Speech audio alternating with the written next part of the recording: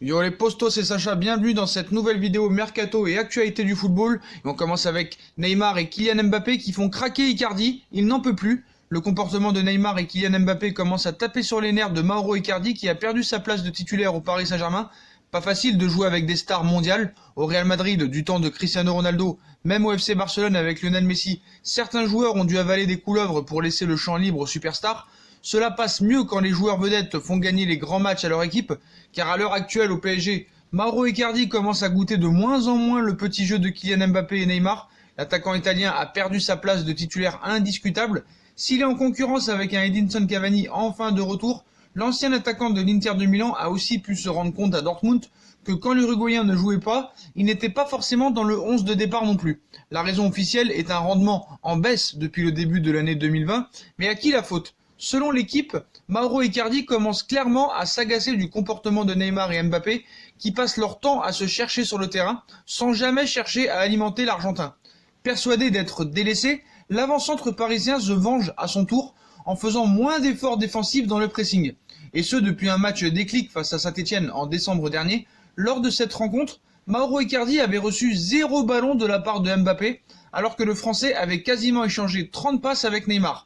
Un décalage qui démontre qu'Icardi est devenu une victime collatérale du duo Mbappé-Neymar qui a pris le pouvoir sur le terrain pour le bien du PSG. Ça, on peut pas le savoir. En tout cas, il n'y a pas que ces raisons-là qui font que Mauro Icardi est sur le banc de touche en ce moment. Il y a aussi son clash récent avec Thomas Tuchel, qui peuvent permettre de penser qu'il est sur le banc. Tuchel et Icardi, on se rappelle des dessous du clash qui avait été dévoilé. Le 18 février dernier, Thomas Tuchel prenait la décision de ne pas titulariser Mauro Icardi pour le match entre le Paris Saint-Germain et le Borussia Dortmund. Un choix étonnant de la part de l'entraîneur allemand, tant le 4-4-2 avec les 4 fantastiques était attendu au Signal Iduna Park. Autant dire que Mauro Icardi a très mal réagi lorsqu'il a appris sa non-titularisation de quelques heures avant le match entre le PSG et le Borussia Dortmund. Selon les indiscrétions glanées par certains médias, le ton est tellement monté entre les deux hommes que plusieurs joueurs ont été obligés d'intervenir afin de ramener le calme. De rage, et comme a indiqué par ailleurs ces derniers jours, Mauro Icardi a balancé plusieurs objets dans les murs de l'hôtel afin d'exprimer sa rage et son incompréhension devant le choix fort de Thomas Tuchel.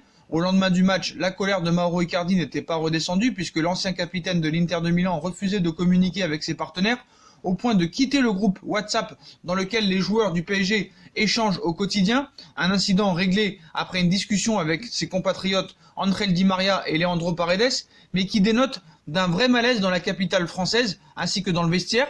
Le média indique par ailleurs que Mauro Icardi n'a pas du tout apprécié la gestion de Thomas Tuchel envers Leandro Paredes, et pour cause, l'ancien milieu de l'AS Roma a reçu les critiques de l'entraîneur du PSG devant tout le vestiaire à la mi-temps du match contre Amiens, avant d'être écarté pour le voyage à Dortmund. Une façon de faire qui a révolté Mauro Icardi, qui s'est empressé de défendre son ami et compatriote argentin. Enfin, en interne, on estime que les torts sont partagés, mais que l'attaquant du Paris Saint-Germain n'est pas en position de force, notamment en raison de sa forme physique, qui ne serait pas optimale. C'est vrai que celle de Neymar est optimale.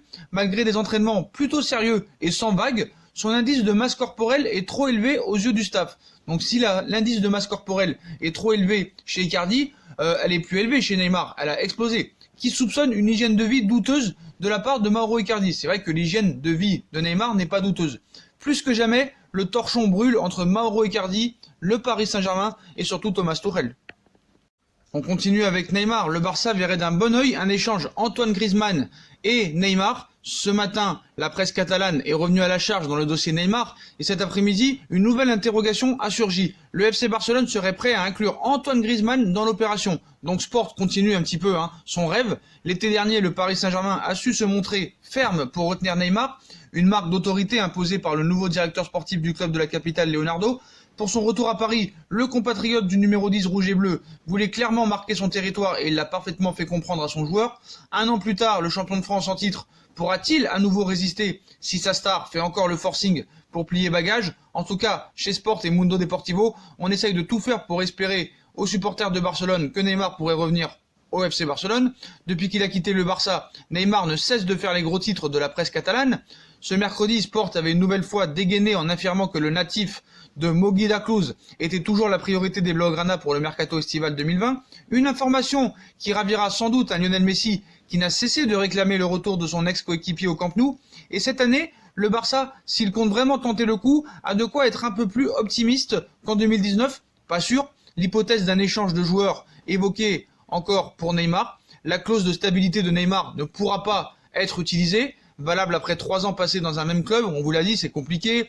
Barça risque des sanctions financières, des retraits de points, Neymar des sanctions et des suspensions. Pareil pour le Paris Saint-Germain. Donc, ça pourrait faire baisser les tarifs environ 170 millions d'euros, un montant moins cher que les 220 millions d'euros réclamés par Paris il y a 8 mois, mais qui reste conséquent, surtout si le FC Barcelone veut également récupérer l'interiste Lautaro Martinez. Sans surprise, comme ce qui s'était passé l'été dernier, l'hypothèse d'une opération comprenant des joueurs a rapidement été évoquée de l'autre côté des Pyrénées. C'est d'ailleurs le scénario avancé par la chaîne Coatlo. En clair, le Barça verrait d'un très bon œil l'idée d'un chassé-croisé entre Neymar et Antoine Griezmann. En termes, le prix, le champion du monde français possède une valeur marchande capable de couvrir une très grande partie du montant total de l'opération. De plus, malgré les démentis, la venue d'Antoine Griezmann en Catalogne présente tous les signes d'un flop. Sur le terrain, l'alchimie entre le Français et Lionel Messi ne prend pas, et ce n'est pas le dernier Classico qui a démontré le contraire. Reste maintenant à savoir si Antoine Griezmann aura envie de quitter la Liga pour vivre sa première expérience en Ligue 1. Quoi qu'il en soit, Sport va continuer à alimenter la rumeur au mercato prochain. Voilà, ils feront tout pour essayer de vendre du papier et inventer que Neymar ira au FC Barcelone alors que Neymar restera au Paris Saint-Germain, quoi qu'il en soit. Et on passe à un joueur que vous ne connaissez peut-être pas. La Norvège s'emballe déjà pour Albert Brode Tjadland, le jeune cousin d'Erling Braut Haaland. Albert Braut Haaland vient de faire ses débuts en équipe première de Bryn à tout juste 16 ans, là où tout a commencé pour son cousin, un certain Erling Braut Haaland, sensation de cette saison en Europe du haut de ses 19 ans, le Paris Saint-Germain s'en souvient. Une saga familiale, le Bryn FK a offert samedi ses premières minutes en équipe première lors d'un match amical face à EIK, défaite 3-1 à Albert Braut Tjadland, jeune attaquant à peine âgé de 16 ans. Il nous manquait beaucoup de joueurs et nous n'avions beaucoup de jeunes. Donc lui et un autre ont fait leur début. Il s'entraîne avec l'équipe A de temps en temps, mais c'est un joueur que nous voulons lancer avec l'équipe A à l'avenir, a confié le coach de Jan Alvor Alvoren à VG. Et si le quotidien national norvégien se penche sur les débuts de cet adolescent, qui mesure déjà 1,85 m, c'est parce qu'il s'agit du cousin, par sa mère, d'un certain Erling Haaland, 19 ans, lui aussi formé à Bryn et aujourd'hui star du Borussia Dortmund après ses débuts canons en Allemagne, 12 buts en 9 apparitions, toutes compétitions confondues, et sa première partie de saison incroyable et époustouflante en Autriche avec le Red Bull Salzbourg. Et pour l'heure, on trouve quelques similitudes dans leur parcours, fort comme son cousin, se décrivant comme puissant, rapide et physique comme son cousin. Albert fait aussi des ravages avec les équipes de jeunes de Bryn. Cette saison, il en est à 30 réalisations en 22 apparitions. Des statistiques qui expliquent que l'équipe Fagnon fasse déjà appel à lui. Comme Erling, il ne manque pas non plus d'ambition. Il cite « Je veux aller le plus loin possible.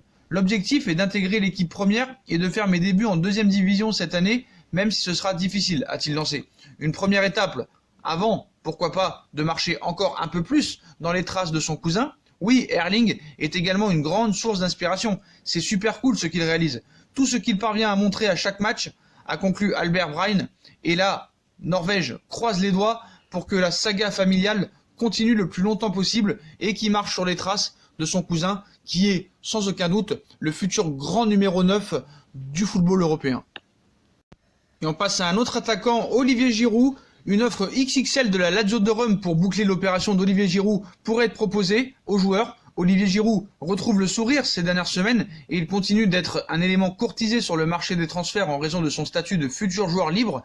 La Lazio de Rome va revenir à la charge à partir de mi-décembre et sur le mois de janvier, j'étais entre deux eaux, j'étais en instance de départ. À partir du 1er février, je me suis remis dedans.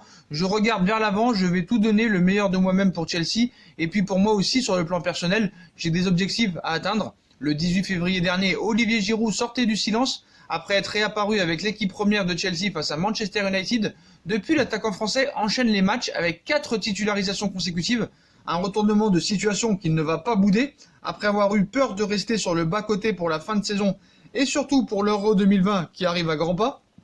Il va aussi pouvoir aborder plus sereinement la question de son avenir en club alors qu'il sera en fin de contrat en juin prochain et justement, l'un de ses courtisans hivernaux compte bien retenter sa chance. Selon le Corriere dello Sport, la Lazio de Rome est déterminée à récupérer Olivier Giroud en juin prochain. Elle souhaite sceller le dossier avant le début de l'Euro, par crainte qu'un bon tournoi allonge la liste des prétendants et cela pourrait bien marcher. Un contrat de 3 ans attendrait Olivier Giroud à la Lazio de Rome, car en janvier, la Lazio de Rome avait été tout proche d'obtenir la signature de l'attaquant français, âgé de 33 ans, alors que Olivier Giroud attendait un signe de l'Inter de Milan, à qui il avait donné sa priorité. Le pressing laziale dans les derniers jours a été efficace car Olivier Giroud avait donné son accord au président Claudio Lolito et au directeur sportif Iglitare. Chelsea avait bloqué l'opération.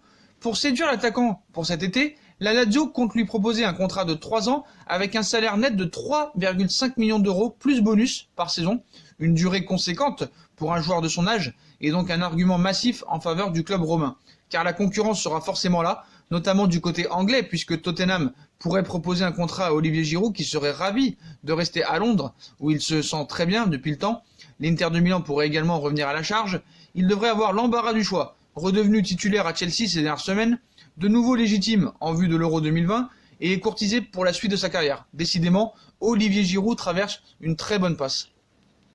Voilà les postos, voilà pour toutes les infos mercato et actualité du football de la journée. Comme d'habitude, dites-moi en commentaire ce que vous en pensez. Puis comme d'habitude, si on a kiffé la vidéo, on like, on partage, on commente, on s'abonne, on active la petite cloche pour recevoir les notifications et en premier les vidéos qui vont sortir. On nous rejoint sur nos différents réseaux sociaux, Instagram, Facebook, Snapchat, Twitter qui seront en bas de la page en description, ainsi que sur Utip si vous voulez aider à faire évoluer la chaîne en regardant les pubs gratuitement ou en faisant un petit don. Voilà les postos, je vous souhaite à tous une très bonne vidéo et à très vite pour une nouvelle vidéo les postos. Tchuss.